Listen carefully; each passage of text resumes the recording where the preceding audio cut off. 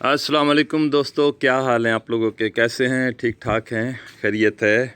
मैं हूं आपका होस्ट अता अंजुम और इस वक्त पाकिस्तान से आपसे मुखातिब हूं। आजकल पाकिस्तान आया हुआ हूं क्योंकि वालदा साहिबा का अचानक इंतकाल होने की वजह से मुझे फ़ौरी तौर पे आना पड़ा उनकी आखिरी रसूमात के लिए।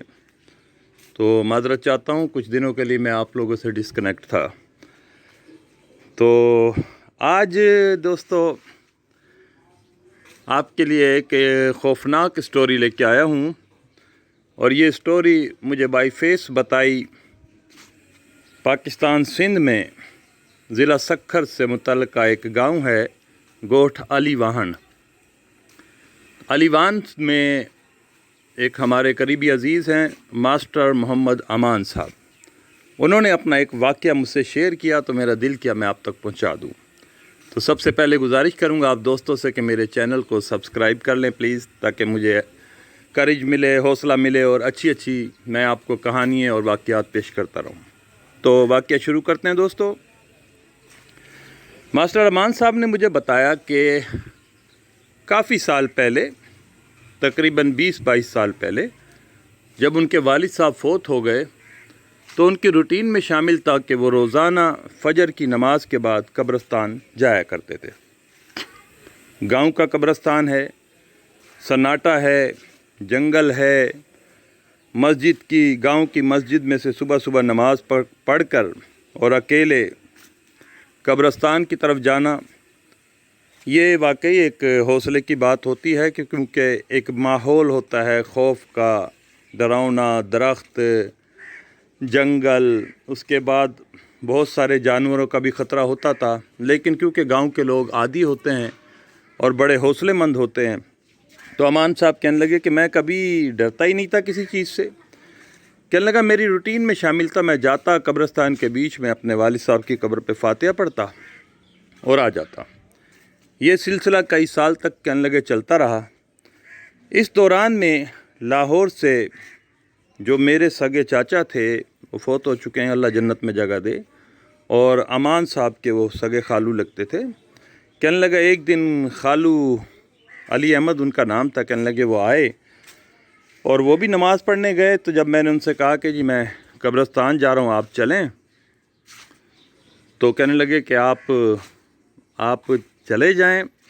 तो उसने कहा कि मैं तो रोज़ जाता हूँ, अगर आप भी चलें। तो उन्होंने कहा आप आज चले जाओ, मैं फिर किसी दिन चला जाऊँगा।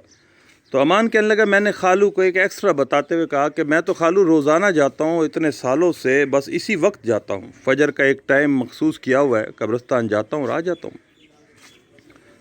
तो जो उनके खालू थे और मेरे चचा थे वो बहुत इल्म वाले बंदे थे, अल्लाह ताला की तरफ उनका बहुत रुझान था, इबादत गुज़ार भी थे और दुनिया में भी काफ़ी मालूमात थी उन्हें। तो वो कहने लगे कि यार मैं आपको एक मशवरा दूँ, आप कब्रिस्तान ज़रूर जाओ, लेकिन एक वक्त मुकर्रर ना कर लो कि मुझे फ़जर पे ही जाना है कब्रिस्तान।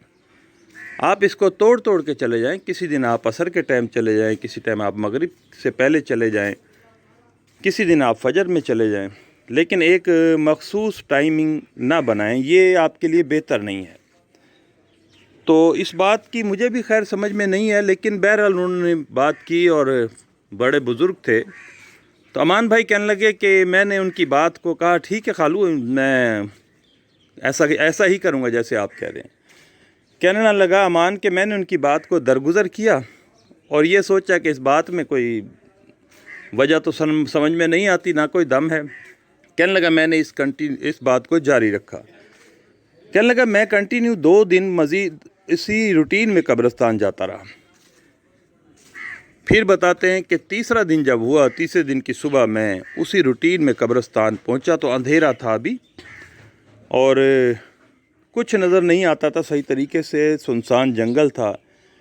कहने लगा मैं चलता जब कब्रिस्तान में दाखिल हुआ, कुछ कब्रों को फलांगता हुआ उलांगता हुआ जब मैं अपने बाप की कब्र की तरफ बढ़ रहा था, तो अचानक मेरी नज़र पड़ी कि वहाँ पर 3 ख़तरनाक खौफनाक किस्म के कुत्ते खड़े हुए हैं اور وہ کوئی کتے ایسے نہیں تھے کہ عام کتے ہوتے ہیں، کہتے ہیں کہ کم سے کم گدھے کے برابر سائز کے کتے تھے، بڑے بڑے ان کے منہ، خوفناک ان کی آنکھیں، اور وہ آنکھیں اس طرح کی تھی کہ ان میں سے چمک سی ظاہر ہوتی تھی۔ تو جب میں نے ان کتوں کو دیکھا تو میں انتہائی خوف میں مبتلا ہو گیا، اور مجھے کچھ سمجھ نہیں آ رہا تھا کہ میں کیا کروں، کیونکہ انہیں یقین تھا امان صاحب کو کہ اگر یہ کتے مجھے پڑ گئے تینوں تو یہ تو میری بوٹی بوٹی کر دیں گے۔ اس لیول کے کتے تھے، کیونکہ عام کتے کو آپ دور سے کوئی اینٹ پتھر وغیرہ سے ڈرائیں تو وہ بھاگ جاتا ہے۔ کہنے لگا وہ مجھے دیکھ کر غرا رہے تھے بری طریقے سے، اور ان میں ایک خاص قسم کا خوف تھا۔ کہتا ہے کہ میں اب کیونکہ کچھ قبریں پھلانگ چکا تھا اور مجھے واپس بھاگنے کے لیے میں رستہ سوچ رہا تھا، کہنے لگا میں نے جیسے تیسے ہمت کی اور واپسی کی طرف پلٹا، اور کچھ قبریں اولانگتا ہوا میں کھیتوں کے بیچ میں آ گیا تو وہ کتے آہستہ آہستہ میری طرف بڑھنے لگے۔ کہنے لگا کہ جس رستے سے میں آیا تھا وہ کافی لمبا رستہ تھا، کھیتوں وغیرہ میں سے ہو کے آتا تھا اور جنگل میں سے آتا تھا۔ تو کہنے لگا میں نے وہاں آ کر اور لوگوں کو آوازیں دی جن کے وہ نام جانتے تھے، جن کے کھیت تھے، گاؤں کے پرانے لوگ تھے۔ کہنے لگا اس ٹائم سناٹے میں کوئی بھی موجود نہیں۔ کہنے لگا اب مجھے اور زیادہ خوف ہو گیا، یہاں تو بچانے والا بھی کوئی نہیں۔ لیکن قدرتی بات ہے ان کی خوش قسمتی تھی، کہنے لگا کہ بالکل قبرستان کے برابر میں سے ریلوے لائن گزرتی ہے جو لاہور سے کراچی کا ٹریک ہے، مین ٹریک ہے جہاں سے ٹرین گزرتی ہے، اور وہ بالکل ایسے قریب ہے قبرستان کے، یعنی آپ 5 منٹ میں بھاگ دوڑ کر کے آپ اس ٹریک پہ چڑھ سکتے ہیں۔ امان کہنے لگے کہ جی مجھے ایک دم سے یہی سوجا کہ میں اس جنگل سے نکلوں اور میں ٹریک پہ چڑھ کے بھاگنا شروع کر دوں۔ کہنے لگا میں یہ سوچ ہی رہا تھا، وہ کتے میرے قریب سے قریب آتے جا رہے تھے۔ کہنے لگا آخر میں نے خوف کے مارے جناب دوڑ لگا دی ریلوے لائن کی طرف، اور میں نے بھاگنا شروع کیا، اور ان کتوں کی ایک خوفناک غراہٹ تھی جو عام کتوں کی نہیں ہو سکتی۔ کہنے لگا میں جیسے تیسے بھاگتا دوڑتا میں اس ٹریک کے اوپر چڑھ گیا، اور میں ریلوے لائن چلتا چلتا چلتا بہت لمبا ایک چکر تھا، وہاں سے میں نکل کے کٹ مار کے اپنے گھر تک پہنچا۔ تو مجھے کہنے لگا کہ انجم بھائی یہ ایک ایسا خوفناک واقعہ ہے جو میں زندگی میں نہیں بھولتا۔ اس بات میں کیا حکمت تھی کہ ایک ہی وقت کو نہ چن لو قبرستان جانے کے لیے؟ ہو سکتا ہے اس میں کوئی مصلحت تھی کہ کچھ چیزیں ہوتی ہیں جو آپ کے لیے نقصان دہ بن سکتی ہیں، آپ کو نقصان دے سکتی ہیں، ڈرا سکتی ہیں۔ کہنے لگا اب مجھے ہمارے خالو کی وہ بات جو تھی وہ بار بار یاد آتی ہے کہ یقیناً اس میں کوئی مصلحت تھی کہ انہوں نے مجھے منع کیا تھا کہ ایک مخصوص ٹائم مت بنا لو قبرستان جانے کے لیے۔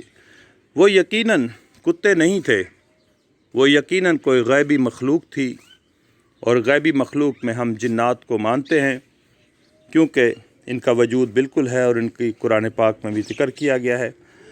اب وہاں پہ ان 3 کتوں کا ہونا کیا ظاہر کرتا تھا یہ اللہ بہتر جانتے ہیں، لیکن یقیناً قبرستانوں میں یہ چیزیں ہوتی ہیں اور ہمیں اپنے بڑوں کے مشوروں کو ضرور ماننا چاہیے۔ اگر آپ کو کسی چیز سے روکا جائے آپ اس سے رک جائیں۔ تو دوستو یہ تھا ایک واقعہ جو میں آپ لوگوں سے شیئر کرنا چاہتا تھا۔ تو امید ہے آپ لوگوں کو یہ جینین اوریجنل واقعہ آپ کو پسند آئے گا۔ اگر پسند آئے تو مہربانی کر کے آپ لوگ میرے چینل کو سبسکرائب کریں، لائک کریں، اور اپنے کامنٹس باکس میں میرے لیے جو بھی کامنٹس دینا چاہیں وہ ضرور دیں، میں انتظار میں رہوں گا۔ تو نیکسٹ ویڈیو تک کے لیے اجازت دیں۔